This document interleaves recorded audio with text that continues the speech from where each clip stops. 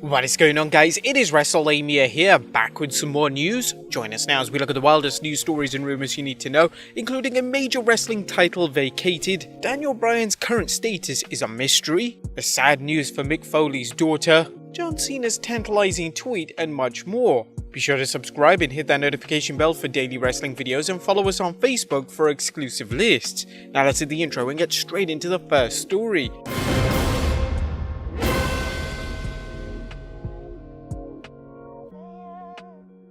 Now, first story looks at a major wrestling title being vacated. New Japan Pro Wrestling has announced that IWGP World Heavyweight Champion Will Ospreay suffered a serious neck injury and as a result is being forced to vacate the title.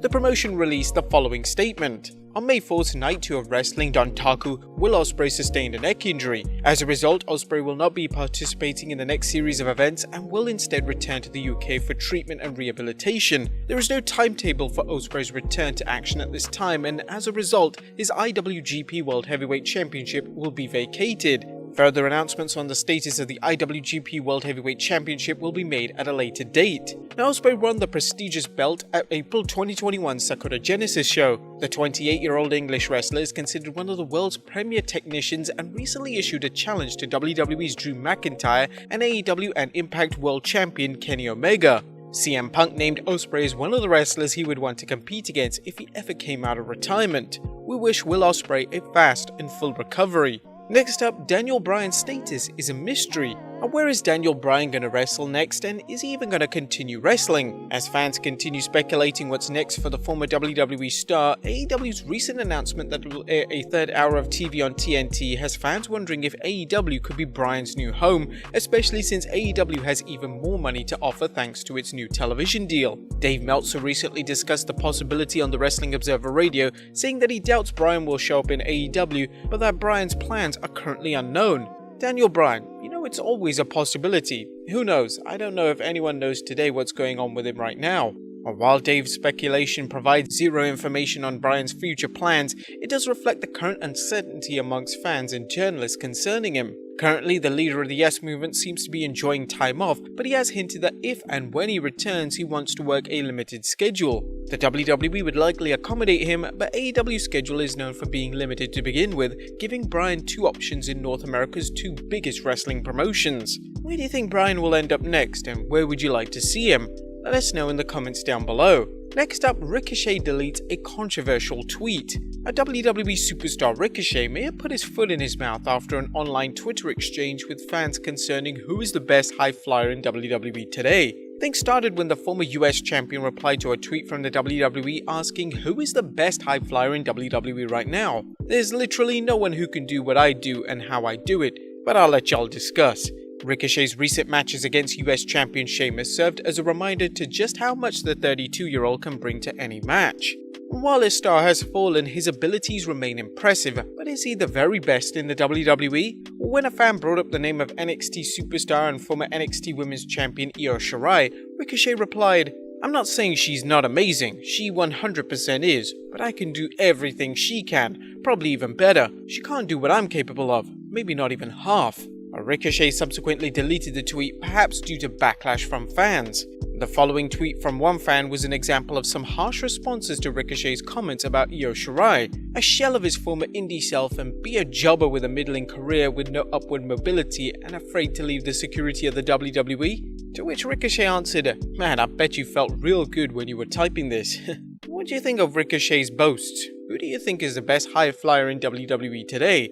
Ricochet? Maybe Rey Mysterio? Maybe someone else? Let us know in the comments down below. Next up, Sting is scheduled to wrestle at Double or Nothing. Now, there's big news for fans of Sting as the legendary performer is scheduled to wrestle his first actual in-ring match since 2015. AEW announced on the 19th May edition of Dynamite that Sting and Darby Allin are teaming up to face Ethan Page and Scorpio Sky at 30th May's Double or Nothing pay-per-view. While Sting and Allin wrestled at March's Revolution event, that was a cinematic match, and this marks the Stinger's first match since 2015's Night of Champions pay-per-view, where he wrestled Seth Rollins in a losing effort and suffered momentary paralysis after taking a buckle bomb from Rollins.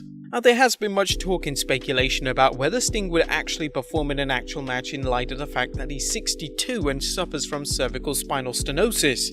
Sting has said different things about whether or not he needs surgery for the condition, and some wrestling pundits feel that Sting wouldn't wrestle when he signed with AEW, while others thought he might work in cinematic matches. As Sting has already taken some big bumps in AEW, and hopefully he knows what his limitations are in the ring as far as what moves he can take and which moves he should avoid. Of course, AEW would face serious criticism if Sting was to get seriously injured in a match, even though he's voluntarily stepping into the ring. Do you think Sting should be wrestling at his age and his condition? Let us know in the comments down below. Next up, Mick Foley's daughter reveals sad news. A WWE Hall of Famer, Mick Foley's daughter Noelle is dealing with 2 serious health injuries, post-concussion syndrome and hyperacusis. You may recall Noelle was training to follow in her famous father's footsteps until she suffered a concussion. Noelle recently tweeted that she is also suffering from a condition known as hyperacusis, which she was diagnosed with in February. Hyperacusis is when you have an extremely low tolerance for noise and most sounds are physically painful. My hyperacusis was brought on by my concussion in September 2019, and it was mild in the beginning, but unfortunately it's gotten worse over time. Foley explained how the condition impacts her everyday life, from grocery shopping, driving, restaurants, and even just being around people, including my family. She explained that she is participating in a clinical study to try and find treatment for the debilitating condition. With doctors and scientists discovering more aspects of short-term and long-term effects of concussions, her case may provide more insight into how to protect athletes as well as how to treat them if they are concussed, such as in this case. We wish Noelle all the best for a full and fast recovery. Sorry, I know that line's probably becoming a bit of a meme now, but we do wish a real fast recovery. Next up is Botchamania Dead. A popular YouTube channel, Botchamania, may be dead. A channel which pokes fun at wrestling's biggest blunders has been dealing with a number of copyright claims from All Elite Wrestling, a situation which has some people wondering if AEW is acting in bad faith. Matthew recently tweeted some distressing news concerning the situation, saying, "And Botchamania's YouTube account is dead again. No email or explanation given, no videos have been copyright struck since the AEW bots last month. I hadn't uploaded anything new since then. AEW retracted their claims, but it didn't remove the 2 strikes, so who knows." And if AEW isn't working to get the strikes removed, the promotion needs to be called out for being two-faced, as on one hand it talks about being a fan-friendly promotion that encourages expression, while at the same time it mounts apparently unwanted attacks on parody channels like Botchamania. It's one thing when someone posts lengthy clips from a wrestling show on YouTube, but another matter entirely when it uses things according to the fair use standards of copyright law and YouTube standards. AEW shouldn't be allowed to say it is working with Botchamania when it retracts its claims, but refuses to remove the copyright strikes that ultimately killed the channel. Who knows what the case is, but this is a sad day for those fans of Botchamania, including myself. And finally, John Cena's relationship advice raises eyebrows.